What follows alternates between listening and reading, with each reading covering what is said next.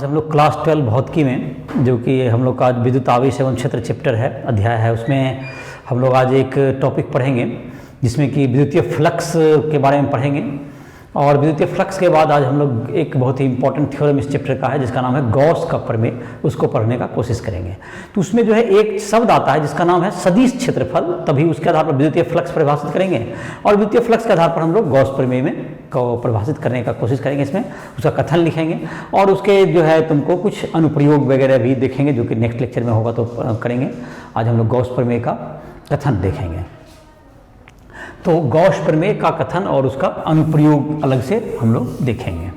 तो ये जो तुम्हारा है गॉस प्रमेय का, इसका देखेंगे। तो पहले उसके जुड़ा हुआ एक क्षेत्रफल है सदिश क्षेत्रफल। तो क्षेत्रफल तो एक अदिश राशि है, क्षेत्रफल एक अदिश राशि है, अदिश राशि है। लेकिन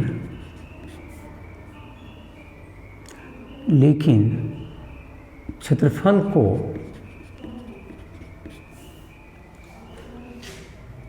जब तल के लंबवत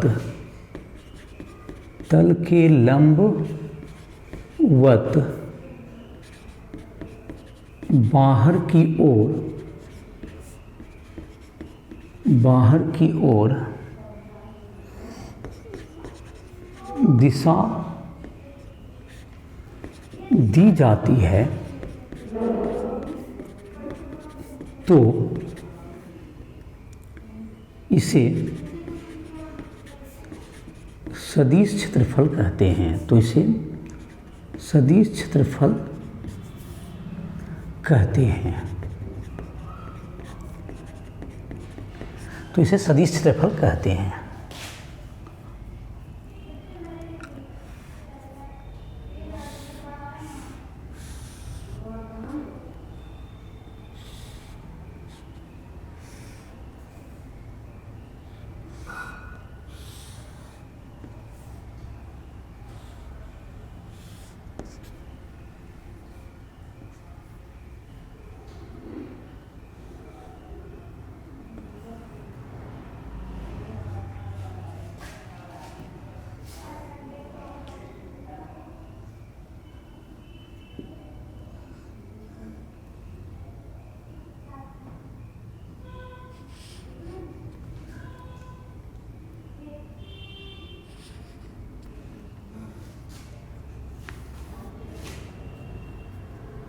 तो जैसे कि ये तुमको है एक घनाभ भी कह सकते हो। इसमें इधर x अक्ष है, इधर y अक्ष ले लो, इधर z अक्ष है, z अक्ष। इसमें जो तुमको तल है, इसमें कुल कितने पृष्ठ होंगे? जो कि 6 पृष्ठ होते हैं, जैसा घनाभ में जानते होंगे। और ये जो पृष्ठ है तुमको, तो इसमें जो बाहरी दिशा तल के लंबवत, जो सदिश क्षेत्रफल की दिशा होती है, तल के लंबवत लिखा गया है। तो देखो ये जो पृष्ठ है तुम्हारा, ये जो पृष्ठ है तुम्हारा किस तल में है? एक तल देख सकते हो, ये तुम्हारा किस तल में है तुम्हारा? ये जो तुम्हारा है इधर x अक्ष है, तो इधर x अक्ष तो नहीं लग रहा है, इधर की तरफ तुमको y अक्ष है, इधर z अक्ष, तो ये yz तल में है। तो इससे बाहर की तरफ जो होगा सदिश क्षेत्रफल की दिशा इधर की ओर होगी। सदिश क्षेत्रफल की दिशा, क्षेत्रफल इधर हो गया। और इसकी लंबाई चौड़ाई अगर तुमको इसको दे दिया जाए, इसका परिमाण ले लेते हैं, इसकी भुजा को b ले लेते हैं, इसकी चौड़ाई कह सकते हैं, इसको ले लो h ले लो, इसको h ले लो। और इसकी लंबाई को क्या ले लेते हैं हम लोग? l ले लेते हैं, इसकी लंबाई को l ले लेते हैं। तो इसकी जो क्षेत्रफल होगी, इसका सदिश क्षेत्रफल हो जाएगा b इंटू h, सदिश क्षेत्रफल BH। इसकी दिशा हो जाएगी इकाई सदिश केंद्रित। इसका सदिश क्षेत्रफल हो गया, इसकी दिशा, इसकी क्षेत्रफल हो गया BH हो गया इसका परिमाण, और I कैप हो गई इसके लंबवत इधर की तरफ हो गई। लेकिन यही चीज जब इधर की ओर होगा तो इसके बाहर की ओर लेना है, तो इसका भी देखो परिणाम लंबाई चौड़ाई तो यही होगा BH, और इसकी दिशा हो गई -I कैप में, इसके चूंकि तल के लंबवत। अब यही बात यहाँ पर देखें, ये देखो XY तल के है, इधर X है, इधर Z है, इधर X लिए हैं, इधर की तरफ ले लिए हैं तुमको x, और इधर की तरफ तुमको है ये जेड तल है, इधर एक्स अक्ष है, इधर वाई, इधर जेड, तो ये एक्स जेड तल है। तो एक्स का मतलब ये लंबाई है और ये एल हो गया और ये एच हो गया। तो इसका हो गया एल एच और इसके लंबत कौन, वाई अक्ष है उसके लंबत है। तो इसकी देखो एल एच हो गया इसका परिमाण और इसकी भुजा जो दिशा हो गई जे के अलोंग। तो इसी तरह से इसका तुम्हारा जाएगा L H minus L H, इधर जे की तरफ हो जाएगा, इधर की तरफ इसका हो जाएगा इधर की तरफ बाहर की ओर होगा, तो एल एच माइनस जे हो जाएगा।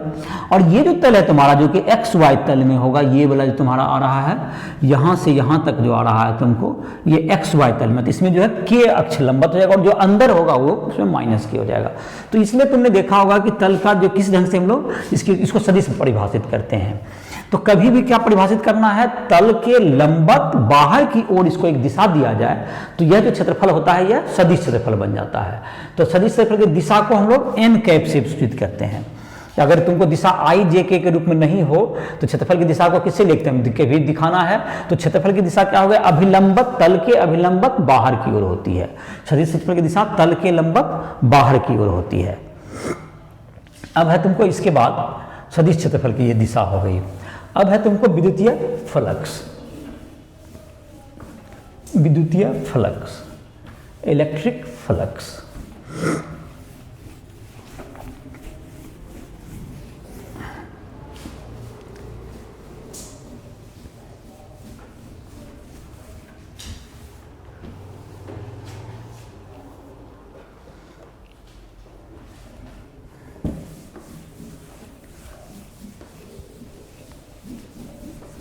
विद्युतीय फ्लक्स,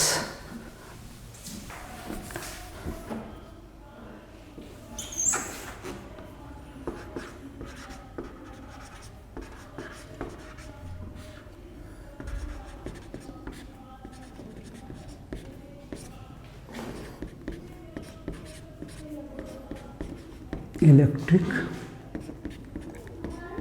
फ्लक्स,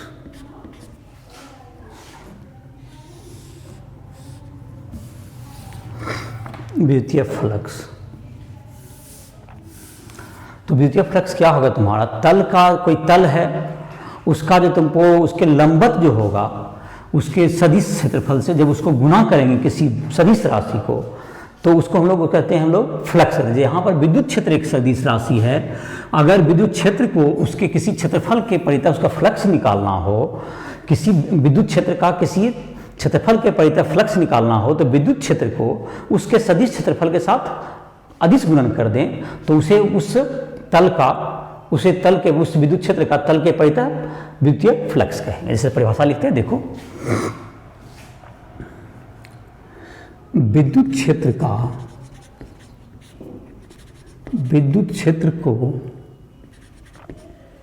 का किसी तल के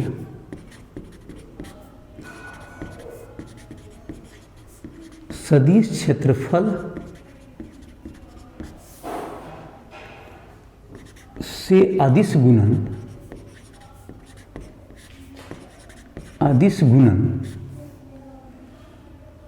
उस क्षेत्र के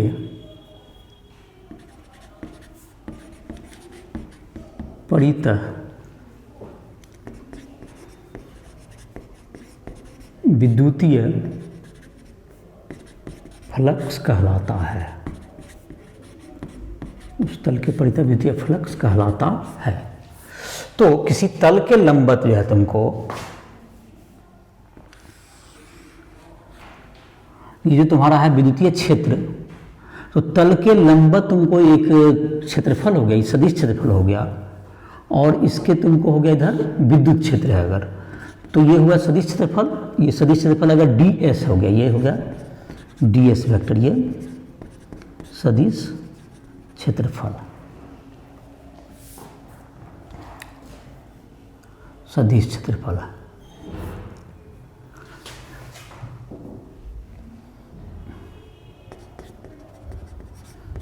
किसी तल के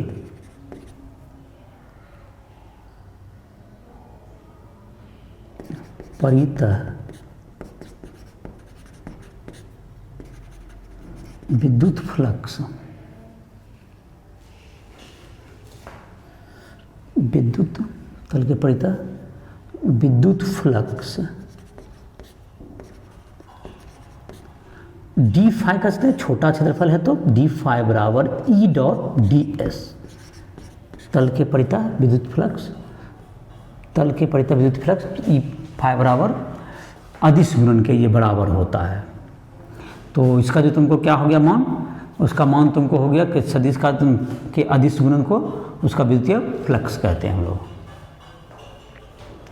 तो विद्युतीय फ्लक्स का ये तुमको परिभाषा हो गया कि ई डॉट डी एस तुम्हारा हो गया, तो ये विद्युतीय फ्लक्स हो गया।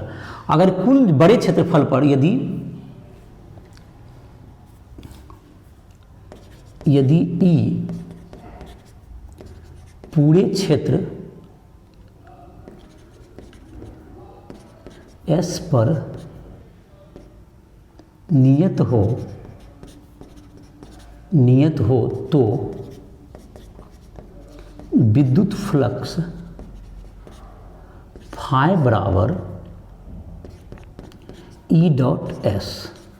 और अगर तुमको इसके बीच में तुमको जैसे कि हो गया क्षेत्रफल है, जैसे कि ये हो गया तुमको ई डॉट एस हो जाएगा। अगर इसमें एस हो गया तुमको इसे तल के लंबवत इधर की ओर एस वेक्टर और ई इधर हो गया तुमको, तो दोनों के बीच का कोण थीटा है। तो इसको अदिश गुणन में जब हटाते हैं हम लोग तो फ्लक्स को क्या लिखते हैं, फाई बराबर ई एस और कॉस थीटा, जहाँ थीटा ई एवं एस के बीच का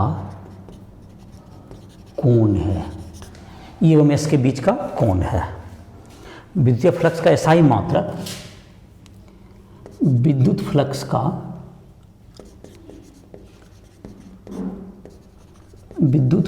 का एसआई मात्रक न्यूटन मीटर स्क्वायर प्रति कूलम्ब है। इसका एसआई मात्रक यही हो गया, न्यूटन प्रति कूलम्ब हो गया विद्युत क्षेत्र का मात्रक into metre square, newton metre square प्रति कूलम्ब है। तो ये हो गया विद्युत फ्लक्स का मान। तो विद्युत फ्लक्स कैसा राशि होगा, तो विद्युतीय फ्लक्स एक अदिश राशि है, चूंकि अदिश गुणन से जो बनता है वह अदिश राशि होगा।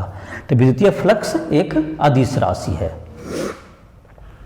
विद्युतीय फ्लक्स एक अदिश राशि है। विद्युतीय फ्लक्स एक अदिश राशि है। क्योंकि विद्युत फ्लक्स अदिश गुणन से प्राप्त हुआ है इसलिए अदिश राशि होगा। और ई डॉट अगर छोटा क्षेत्रफल है तो हर जगह बदल रहा है तो छोटे क्षेत्रफल पर निकाल के इंटीग्रेट करना होगा कुल फ्लक्स निकालने के लिए। अगर बड़ा क्षेत्रफल है जिसमें कि सब जगह नियत है तो ई डॉट एस कर दिए तो बड़े क्षेत्रफल का विद्युतीय फ्लक्स निकल जाएगा। तो जैसे कि एक आध एग्जाम्पल दे सकते हैं, उदाहरण।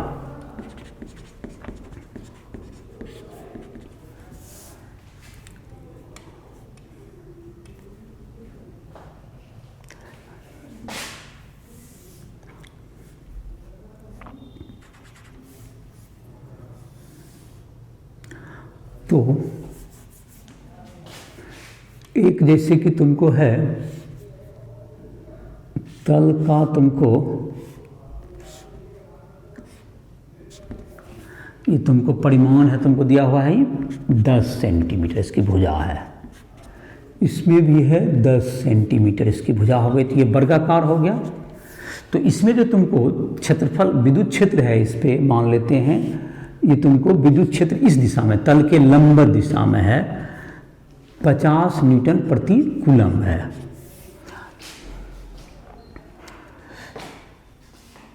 चित्र में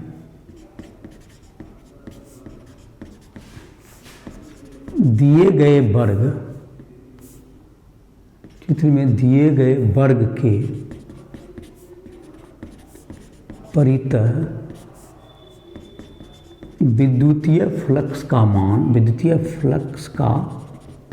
मान ज्ञात करें। विद्युतीय फ्लक्स का मान ज्ञात करें। ये आंसर हो गया, सॉल्यूशन। क्षेत्रफल बराबर क्या हो गया, क्षेत्रफल बराबर भुजा का स्क्वायर। तो भुजा है 10 सेंटीमीटर, 10/100 का मीटर का स्क्वायर बराबर 1/100 मीटर स्क्वायर। विद्युत फ्लक्स फाई बराबर ई डॉट एस, और जहाँ तक कि दोनों लंबत एस भी इसी दिशा में होगी, एस भी इसके तल के लंबत होगा तो ये भी इसी दिशा में आएगा एस भी। तो एस हो गया तो ई एस कॉस जीरो, तो इसका परिमाण हो गया E S into cos zero, दोनों एक ही लंबत ही है कॉस जीरो। तो ई का मान है 50 न्यूटन प्रति कूलम्ब गुना 1/100 मीटर स्क्वायर, तो ये हो गया 0.5 न्यूटन मीटर स्क्वायर प्रति कूलम। ये हो गया फ्लक्स का मान, इसकी कोई दिशा नहीं होगी।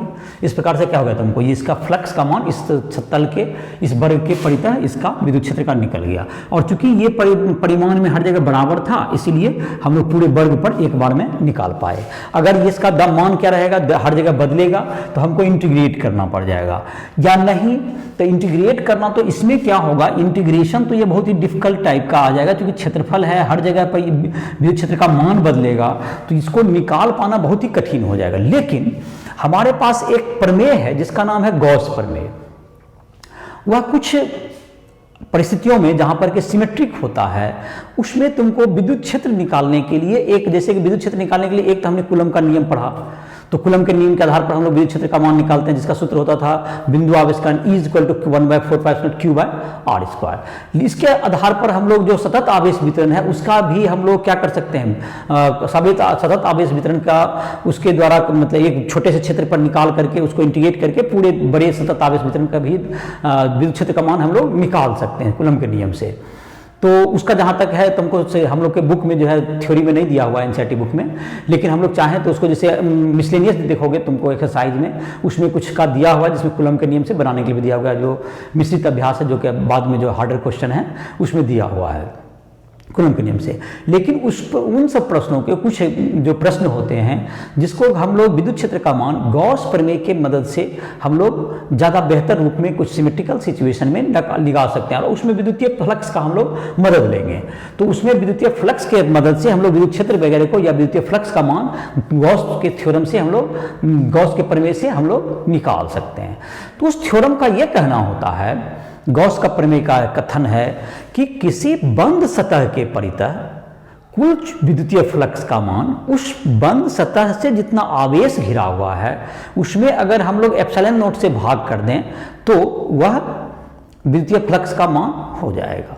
किसी बंद फ्लक्स, अगर हम लोग क्या करते हैं, किसी एक आवेश को अगर क्या कर दें, एक सतह से घेर दें, जितना आवेश घिरा हुआ रहेगा किसी सतह पे, अगर एक बंद सतह का एक मतलब हो गया, ये जो वर्ग है ये बंद सतह नहीं है, ये भुजाक बंद हो सकता है, लेकिन सतह के रूप में तुमको क्या है, ये बंद नहीं है। सतह का मतलब, बंद का अर्थ एक प्रकार से आप समझें जो कि सब तरफ से बंद हो, जैसे आपका घन हो सकता है, त्रिविमीय चीज होगा, कभी भी घन हो सकता है, घनाभ हो सकता है तुमको, जिसमें कि सब तरफ से बंद हो एकदम। तो सब तरफ से बंद, जैसे घर में सब तरफ से बंद है, खिड़की किवाड़ी सब चीज़ एकदम पूरा क्लोज कर दीजिए, तो ये एक घन बन जाएगा, एक घनाभ बन सकता है ये, तो ये एक बंद सतह कहलाएगा। जैसे बेलन है तुम्हारा, जिसका ऊपर और नीचे का ढक्कन, ये जैसे पेन है तो ये बेलनाकार है, ऊपर और नीचे का ढक्कन अगर पैक है तो ये क्या होगा, एक बंद सतह हो सकता है। बंद सतह जैसे कोन हो सकता है, जैसे तुम्हारा बेलन का, तुम्हारा बोले कि बेलन में तुम्हारा सिलेंडर में ऊपर नीचे का बंद हो। बंद सतह तुम्हारा गोला हो सकता है, ठोस गोला भी और खोखला गोला भी, ऊपर से सब तरफ से वो बंद कर सकता है। तो ये सब तुम्हें बंद सतह के जो कि त्रिविमीय ज्यामिति के जितने हैं, वर्ग, आयत, वृत्त, ये सब बंद सतह नहीं होंगे। इन सबों का एक ही क्षेत्रफल है और हर तरफ से वो बंद नहीं है। तो इन सब क्षेत्रफल पर किसी प्लेनर बॉडी पर, प्लेनर सतह पर गॉस का प्रमेय लागू नहीं होता। प्लेन बॉडी मतलब कि तुम्हारा होगा जैसे आयत, त्रिभुज, वर्ग या वृत्त, इन सबों पे नहीं, बल्कि बंद सतह, जैसे मैंने कहा घन है, या इन सबों के जैसे एक घनाभ है, उसके सभी सतह के अंदर का पूरा फ्लक्स निकालना है तुम्हें, तो उससे जितना भी आवेश कहीं पर भी रखा होगा उसका का आवेश बटे उसमें एप्सिलॉन नॉट से भाग कर दीजिए, तो क्या निकल जाता है, उसके द्वारा उसके पूरे सतह के परितः विद्युतीय फ्लक्स का मान निकल जाएगा। तो हम लोग गॉस का प्रमेय जो है, इसको जो है हम लोग अगले क्लास में पढ़ते हैं। इस लेक्चर में गॉस के प्रमेय का मैंने कुछ जानकारी दिया, इसमें सतही क्षेत्रफल, विद्युतीय फ्लक्स का कुछ मान हो गया, एक आध उदाहरण भी दे दिए, और अगले जो लेक्चर में जिसमें कि गॉस प्रमेय तुम्हारा इस चैप्टर का काफ़ी इंपॉर्टेंट है, जो कि तुम्हारा बोर्ड का एग्जाम है उसमें भी तुमको बहुत इंपॉर्टेंट प्रश्न होता है। और इसके आधार के इस पर अनुप्रयोग हैं, उसके आधार पर अनुप्रयोग भी हम लोग बताएंगे, जिसमें कि तुमको 5 नंबर का जो लॉन्ग क्वेश्चन होता है उसके आने की भी संभावना इसकी काफ़ी रहती है। हर बोर्ड में के लिए ये महत्वपूर्ण होता है स्कूल के लिए और किसी भी एग्जाम के लिए। तो जाहिर है कि इसको हम लोग गॉस का प्रमेय और उसके अनुप्रयोग को एक दो लेक्चर में हम लोग पढ़ेंगे ठीक से, और उसको जो है परीक्षा के लिए भी काफ़ी महत्वपूर्ण होगा।